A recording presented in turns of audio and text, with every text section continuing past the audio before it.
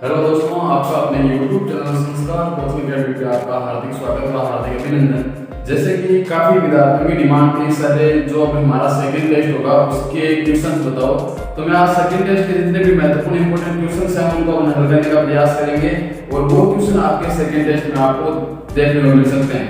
तो साथियों, अगर आप राजस्थान अजमेर बोर्ड की तैयारी कर रहे हो और आरबीएससी जो एनसीईआरटी पाठ्यक्रम है वो आप पढ़ना चाहते हो, तो आप हमारे YouTube चैनल को ज्यादा संख्या में शेयर करें, सब्सक्राइब करें और अपने साथियों के साथ इसे जरूर पहुंचाएं ताकि वो भी इससे जुड़े और अच्छी क्लास कर सके।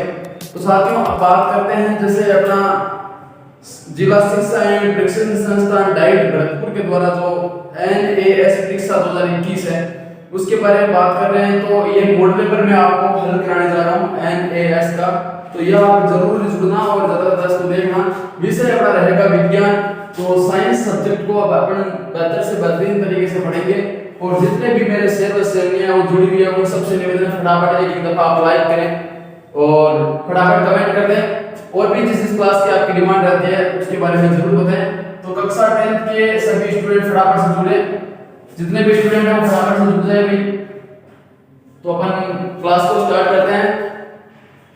तो बात करें कक्षा 10 में विषय विज्ञान जो भरतपुर डाइट है उनके द्वारा जो परिपत्र जारी किया गया है उनको अपन हल करने का प्रयास करेंगे आज के इस विशेष लाइव में।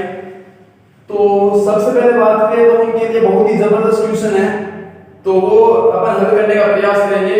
तो अपन यहाँ लिखते हैं क्वेश्चन नंबर 1, फटाफट से जुड़े रहे और फटाफट से आप आंसर देने का प्रयास करें। क्वेश्चन नंबर 1 प्रश्न आपका ये रहेगा, जैसे मान लो आप जानते हो दूषित जल, दूषित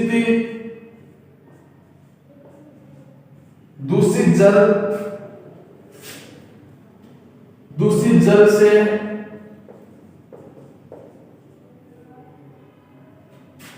किस रोग से या रोग के, यहां लिखना रोग के, किस रोग के फैलने की संभावना रहती है, किस रोग के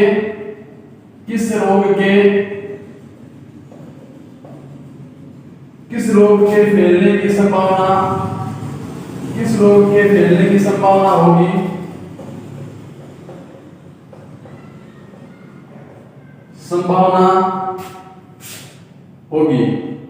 तो सभी स्टूडेंट से निवेदन है फटाफट से वो बताएं, जिसको ये आंसर आ रहा है वो फटाफट से बताएं। दूषित यहाँ आप पेयजल भी कर सकते हो, जो पीने योग्य जल है, दूषित जल से किस रोग के फैलने की संभावना होगी। तो मैं आपके सामने फटाफट से ऑप्शन लिख रहा हूँ, फटाफट से ऑप्शन पे आप ध्यान दें। पहला ऑप्शन बात करें तो डेंगू का आपने नाम सुना है, पहला ऑप्शन अपने ए में दे दिया है डेंगू। और फिर बात करें बी ऑप्शन की, तो साथ ही फटाफट से ऑप्शन देखें मलेरिया, दूसरा ऑप्शन है अपने पास मलेरिया। तीसरा ऑप्शन बात करें सही ऑप्शन है वो आप देखते हैं चिकनगुनिया।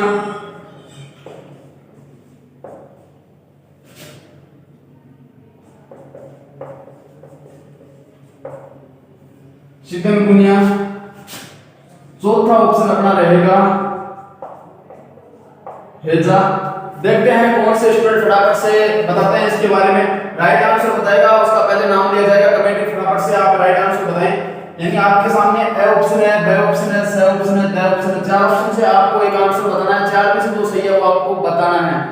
तो सभी साथी फटाफट से बताएं इसके बारे में। देखते हैं कौन बताते हैं। आदित्य जुड़ा हुआ है, काफी स्टूडेंट्स जुड़े हुए हैं, तो देखते हैं कौन कौन बताते हैं। तो अब अपन उत्तर यहाँ लिखते हैं कौन सा ऑप्शन सही होगा उसका। तो सबसे पहले बात करें आपको दूसरी जल से किस रोग के फैलने की संभावना होगी, डेंगू, मलेरिया, चिकनगुनिया, हैजा।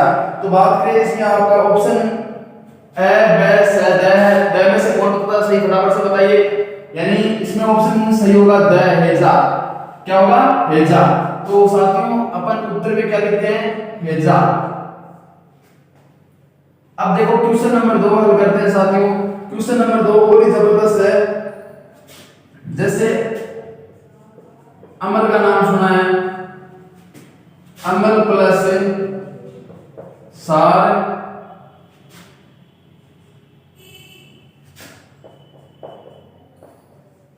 यानी दूसरा प्रश्न आपको इस प्रकार से वहां मिल सकता है पदार्थ क्या है, यानी ये आप अभिक्रिया दी गई है उसमें अक्ष पदार्थ क्या है, उपयुक्ति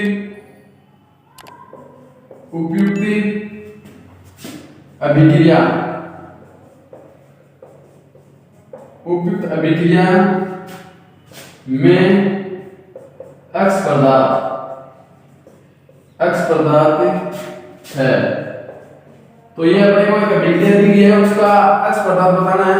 तो देखो ऑप्शन में साथियों बात करते हैं, आपके सामने ए ऑप्शन में लेके आ रहा हूं, ए में दे रखा है अम्ल, ए में दे रखा है अम्ल।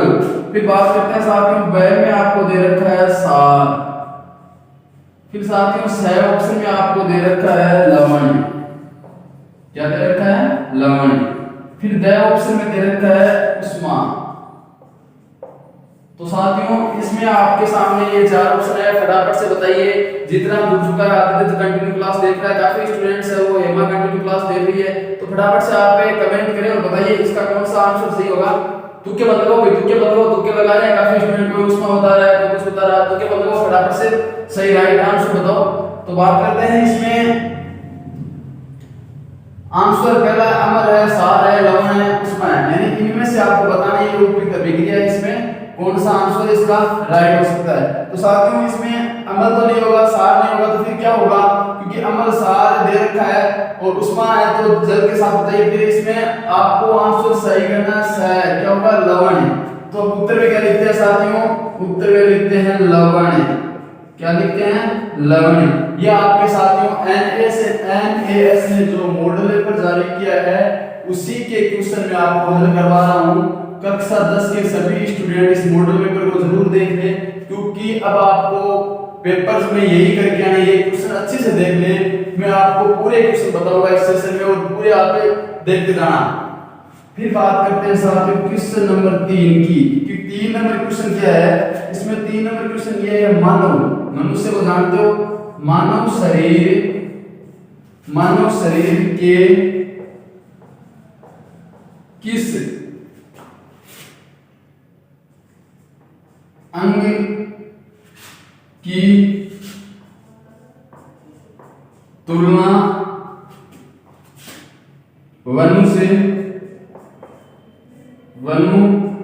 से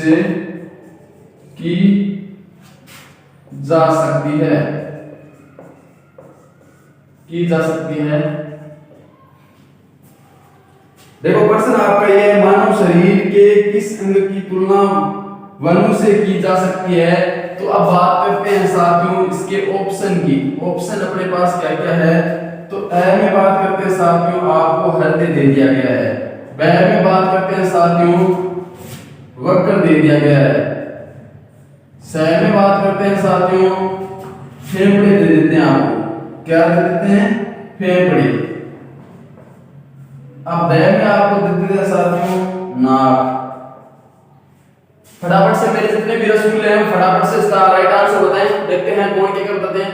तो सभी रसगुल्लों से निवेदन है फटाफट से जल्द से जल्द इसका आंसर बताएं। मानव शरीर के किस अंग की तुलना वनु से की जा सकती है, हृदय है, वक्र है, फेफड़ा है, नाक है। तो देखो इसका ऑप्शन आपके सामने स सही होगा, क्या होगा, स। तो आप उत्तर में क्या लिखोगे, उत्तर में लिखोगे आप फेफड़े, क्या लिखोगे, फेफड़े। तो इस प्रकार से अपन ने 3 क्वेश्चन किए हैं। तो जिसने भी राइट आंसर बताया उसको बहुत बहुत धन्यवाद कि वो कंटिन्यू क्लास देख रहा है और एनसीईआरटी पूरा सिलेबस उसकी कवर हो रहा है और एनसीईआरटी वो अच्छे से पढ़ रहा है। उसको 100 में से 100 लाने में कोई नहीं रोक पाएगा, उसको 100 में से 100 लाने में कोई नहीं रोक पाएगा। अब करते हैं साथियों क्वेश्चन नंबर 4 की बात। क्वेश्चन नंबर 4 है वो बहुत ही बेहतर से बेहतरीन क्वेश्चन है, आपको अच्छे से करना पड़ेगा भाई, आपको अच्छे से करना पड़ेगा। सबसे कंफ्यूज वाला क्वेश्चन है, सबसे अधिक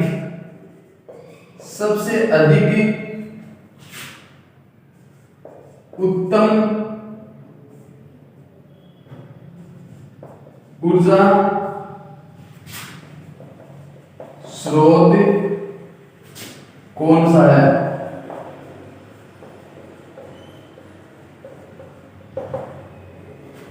प्रश्न ये सबसे अधिक उत्तम ऊर्जा स्रोत कौन सा है। तो साथियों साथियों ये क्वेश्चन है जो 2018 में रेलवे ग्रुप डी में भी आया था।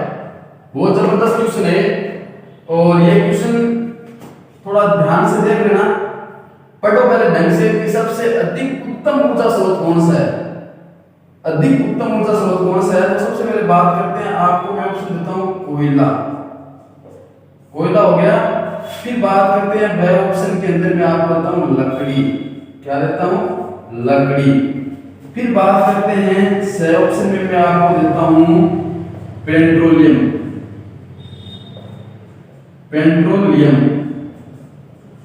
क्या देता हूं? पेट्रोलियम। फिर द ऑप्शन में मैं आपको देता हूं बायोमास। तो साथियों मैंने अब आपको 4 ऑप्शन दे ही दिए हैं, तो आप इसका आंसर फटाफट से बताइए। देखते हैं कौन कौन इसका आंसर सही से बता पाते हैं फटाफट। तो सबसे पहले बात करें तो इसमें सबसे अधिक उत्तम ऊर्जा स्रोत कौन सा है ये कुछ है। तो कोयला दे रखा है, लकड़ी दे रखा है, पेट्रोलियम दे रखा है, एक दे रखा है बायोमास। तो इसका सबसे अधिक उत्तम ऊर्जा स्रोत होगा द ऑप्शन। तो यहां आप साथियों उत्तर में लिखोगे द ऑप्शन। क्या लिखोगे? द। उत्तर क्या हो जाएगा? बायोमास। क्या हो जाएगा? बायोमास। अब साथियों एक और क्वेश्चन है, बहुत जबरदस्त क्वेश्चन है। क्वेश्चन नंबर 5 है, प्रकाश जानते हो? प्रकाश संश्लेषित या संश्लेषण के लिए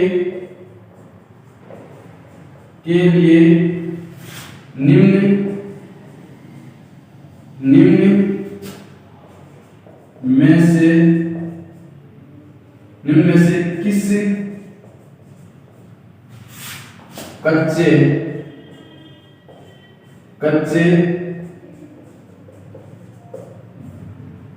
कच्चे पदार्थ की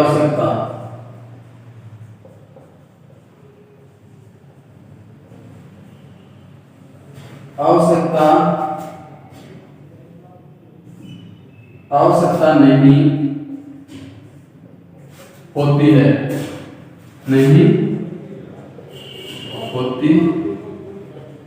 है। उत्तर के अंदर लिखो। ऑप्शन देता हूं मैं आपको। अब बात करें साथियों ऑप्शन ए, तो ए में दे रहा हूं आपको CO2। फिर बी ऑप्शन में दे रहा हूं O2। फिर सी ऑप्शन में दे रहा हूं आपको H2O। फिर द ऑप्शन में दे रहा हूं मैं आपको क्लोरोफिल।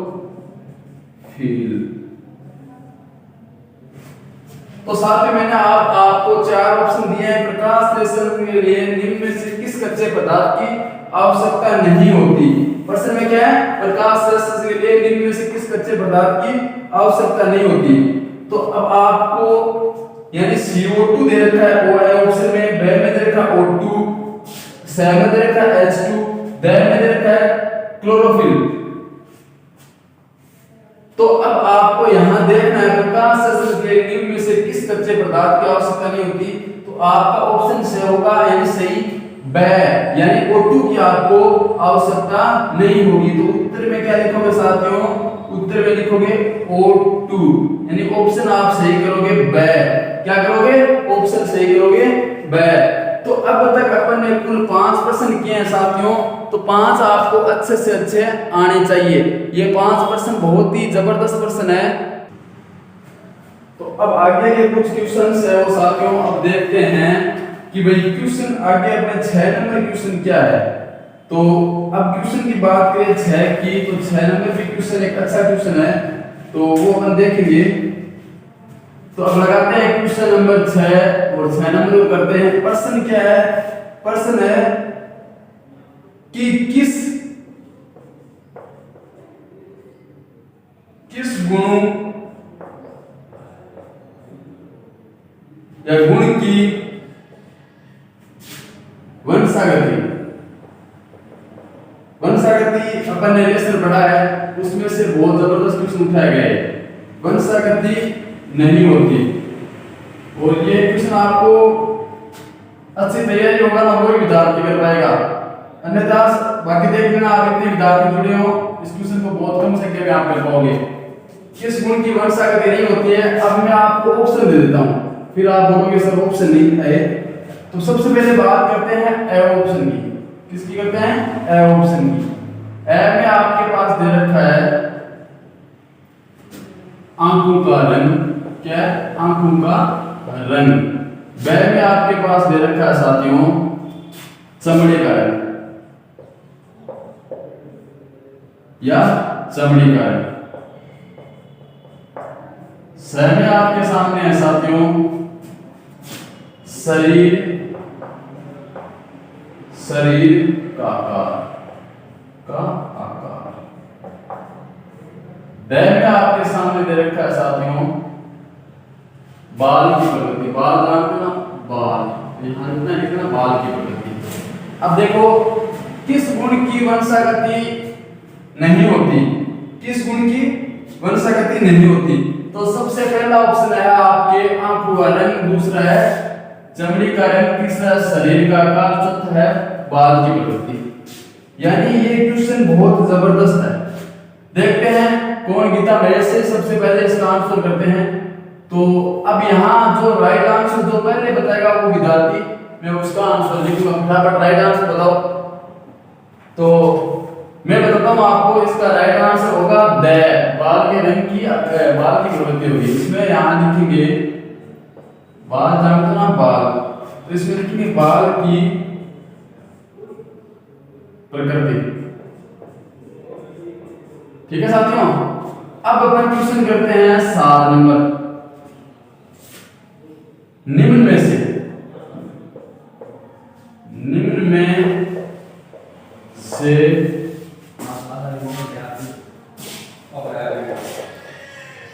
कौन सा आहार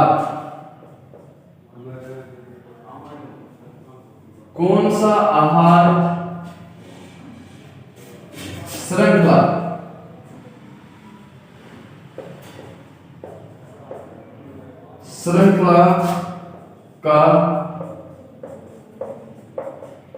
निर्माण करता है?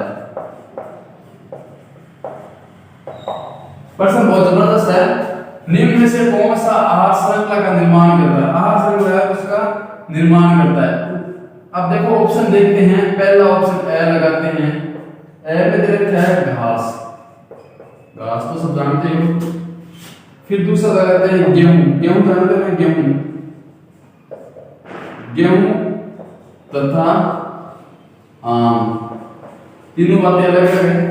एक फ्रूट हो गया, घास हो गया, फिर है घास, बकरी तथा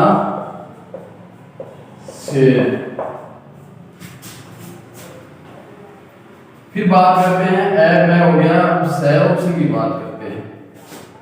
बकरी, गाय तथा हाथी। ये भी ऑप्शन अच्छा है। फिर ऑप्शन द की बात करते हैं। द में क्या दे रखा है? घास दे रखा है, घास। फिर दे रखा है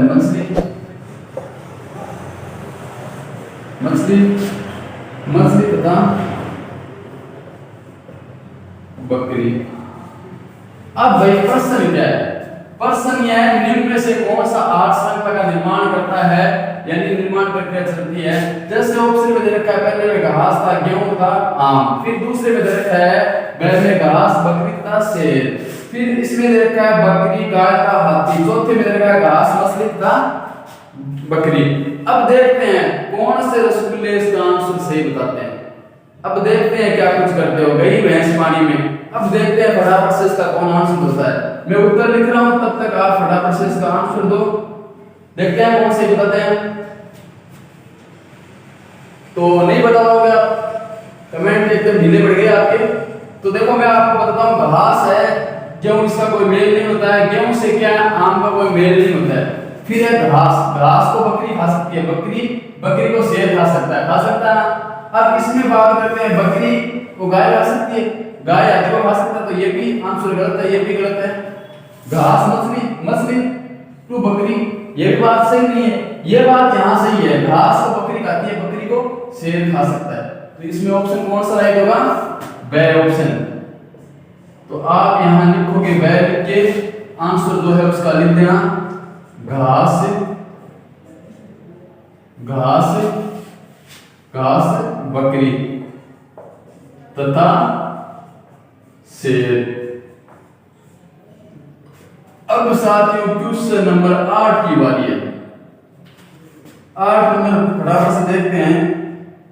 समगादड़ आप सब जानते हो, समगादड़ को कौन सा या कौन सी ध्वनि सुनाई देती है? यह तो बता दो फटाफट से, बहुत जबरदस्त क्वेश्चन है। अब बात करते हैं ऑप्शन में। ऑप्शन में ब में करते हैं सर्वे, स में करते हैं सर्वे और द में करते हैं कोई नहीं। तो साथियों आपके सामने फटाफट प्रश्न है, चमगादड़ को कौन सी ध्वनि सुनाई देती है? तो फटाफट से बताइए, देखते हैं कौन बताते हैं। पहला है सर्वे, सर्वे, प्रसर्वे, कोई नहीं। तो इसमें से कौन सा आंसर होगा? ऑप्शन नंबर स सही होगा। क्या होगा? स। तो यहाँ लिख देना उत्तर में आपने स ऑप्शन। क्या लिखोगे? स ऑप्शन। अब साथियों यहाँ स सही है। अब अगला क्वेश्चन करते हैं, क्वेश्चन नंबर 9। फटाफट से करो भाई। क्वेश्चन नंबर 9, H2O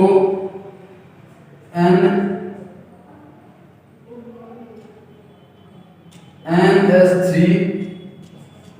वायु तथा NaCl में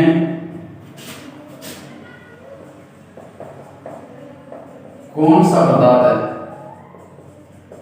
पदार्थ मिश्रण या पदार्थ का मिश्रण में कौन सा पदार्थ मिश्रण है? तो उत्तर में साथियों यहां कर देना। आपके सामने 4 ऑप्शन रहेंगे, उनमें से आप जैसे ऑप्शन में आपके सामने रहेगा H2, ब में आपके सामने रहेगा NH3, स में आपके सामने रहेगा NaCl,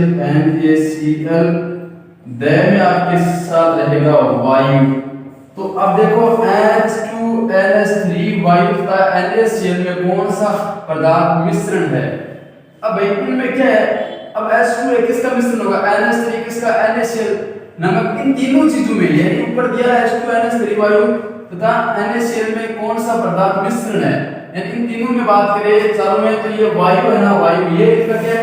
मिश्रण रहता है। तो यहाँ ऑप्शन में आप कर देना द लगा के क्या कर दोगे?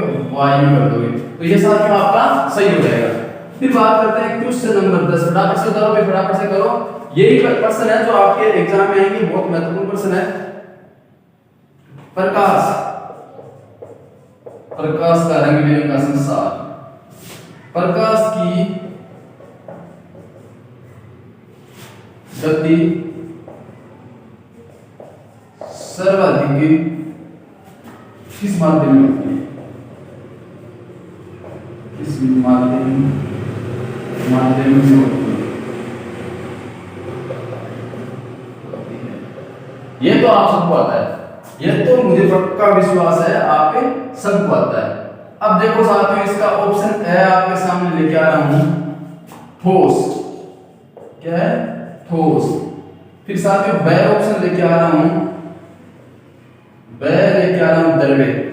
फिर साथियों स लेके आ रहा हूं आपके सामने गैस। फिर साथियों द लेके आ रहा हूं निर्वात।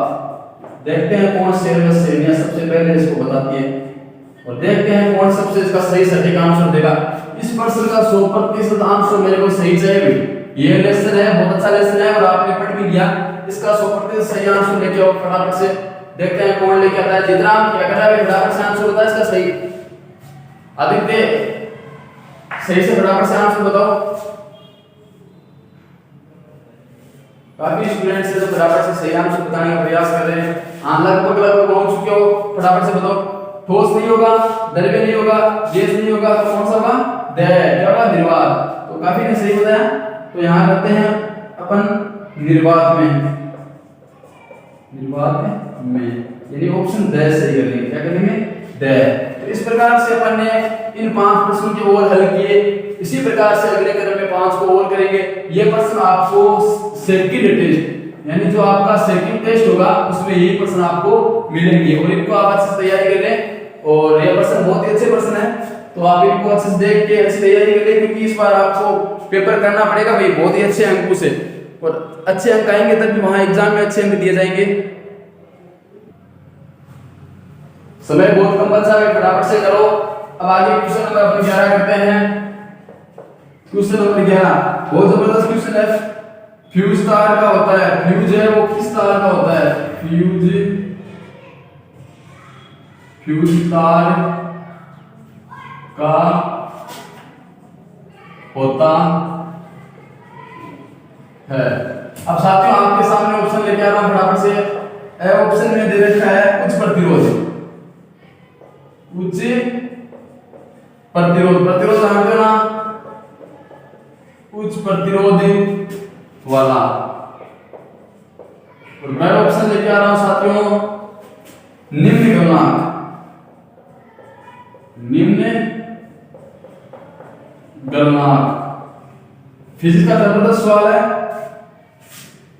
फिर दे रखा है समय, दे रखा है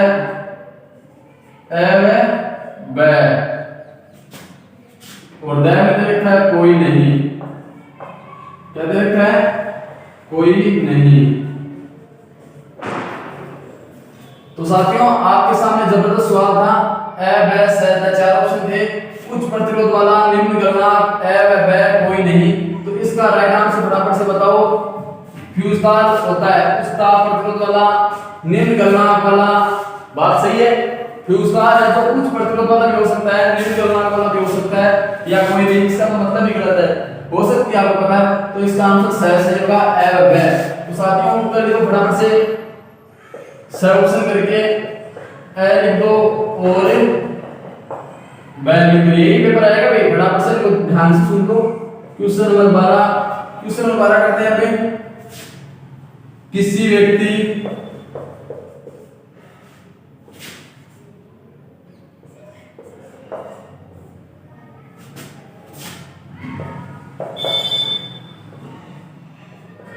फटाफट से लिखो भाई। किसी व्यक्ति को न पास की वस्तु जानते हो ना, वस्तु कोई भी वस्तु हो सकती है, वस्तु दिखाई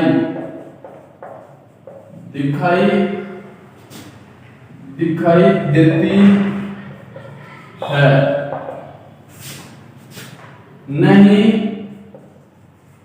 नहीं पास की दिखाई देती, नहीं दूर की।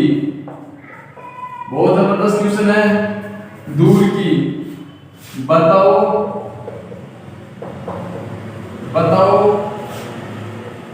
उसे कौन सी या कौन सा करो भैया, अगर लोग कौन सा दृष्टि दोष है, यानी देखने की प्रॉब्लम हो रही है उसे, तो दोष के बारे में पूछा जाएगा कौन सी दृष्टि दोष है। तो आपके सामने फटाफट से मैं ऑप्शन लेके आ रहा हूं। ऑप्शन आपके सामने है निकट दृष्टि दोष,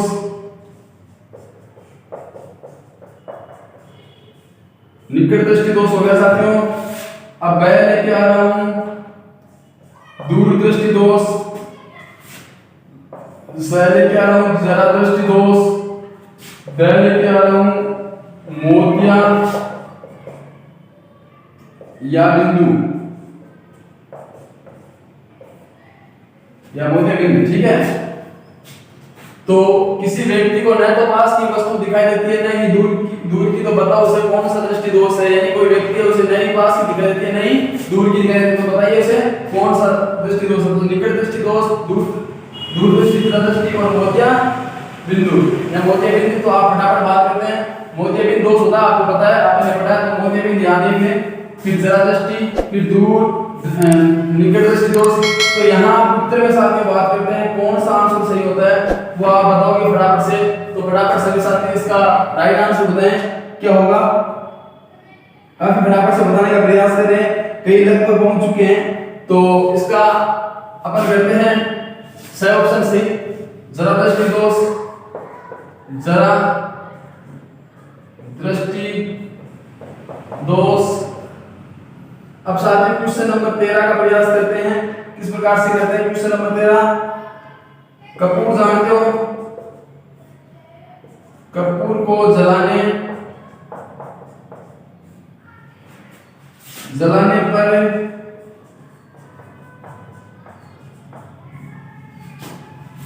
कौन सी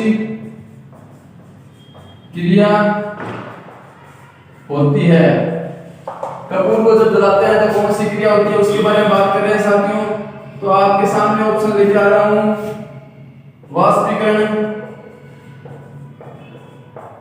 ए ऑप्शन में, बी ऑप्शन में लेके आ रहा हूं आसवन, सी ऑप्शन में लेके आ रहा हूं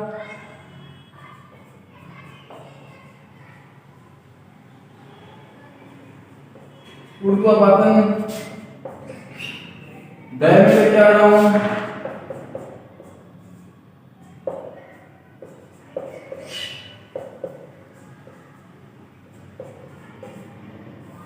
तो साथियों मैंने 4 ऑप्शन आपके सामने प्रस्तुत किए हैं, उसमें से आप बताओ कपूर को जलाने में कौन सी क्रिया होती है, वाष्पीकरण, आसवन, ऊर्ध्वापातन। तो फटाफट से इनमें से आप एक जो राइट आंसर है वो बताएं। वाष्पीकरण नहीं होगा, आसवन नहीं होगा, काफी स्टूडेंट बता रहे हैं, तो कौन सा होगा इन दो में से कौन सा बताओ फटाफट है। चलो भाई राइट आंसर इसका सही बताते हैं, तो ऊर्ध्वापातन। तो अगला क्वेश्चन नंबर 14 करते हैं साथियों।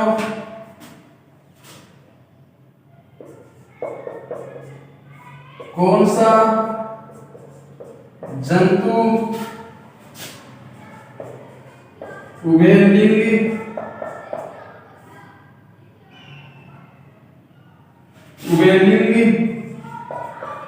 है। तो साथियों आपको पता है कौन सा जंतु है, इसका डायरेक्ट जो आंसर है वही बता देते हैं। आप लिख लीजिए ऑप्शन में फटाफट। ए में बात करते हैं मानव, बी में बात करते हैं साथियों कबूतर, सी में बात करते हैं साथियों मेंढक, मेंढक जानते हो ना मेंढक। डी में बात करते हैं साथियों कछुआ। तो फटाफट से 4 ऑप्शन आपके सामने फटाफट से बताइए। काफी बताना है मेंढक, तो आंसर यहां करते हैं मेंढक। अब क्वेश्चन नंबर साथियों 15 देखते हैं, यानी मेंढक से ऑप्शन इसका सही होगा भाई। क्वेश्चन नंबर 15 निम्न में से पीएच स्केल से बढ़िया बनने, निम्न में से किस पीएच को मान वाला विलियन परबल अम्ल का पूछा है, परबल अम्लीय है।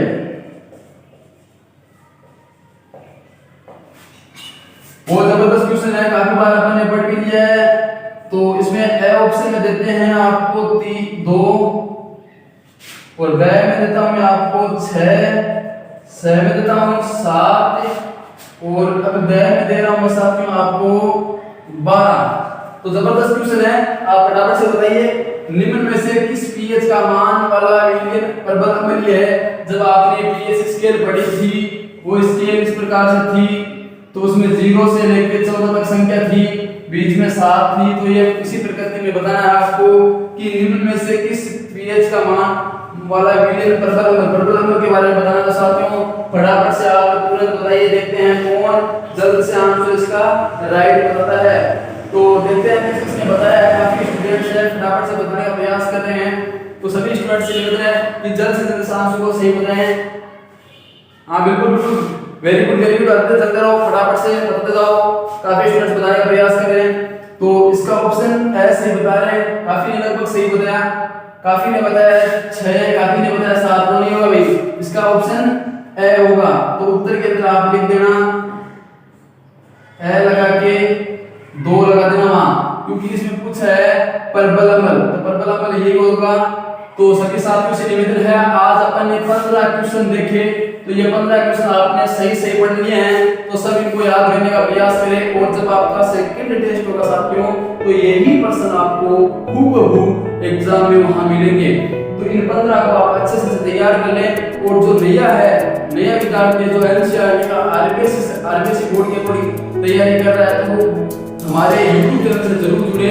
वो मैथ है, साइंस है, इंग्लिश है, इन तमाम क्लास को यहाँ करने का प्रयास करें। तो सभी साथियों को जय हिंद जय भारत, मिलते हैं नेक्स्ट वीडियो में, तब तक के लिए जय हिंद, बाय बाय।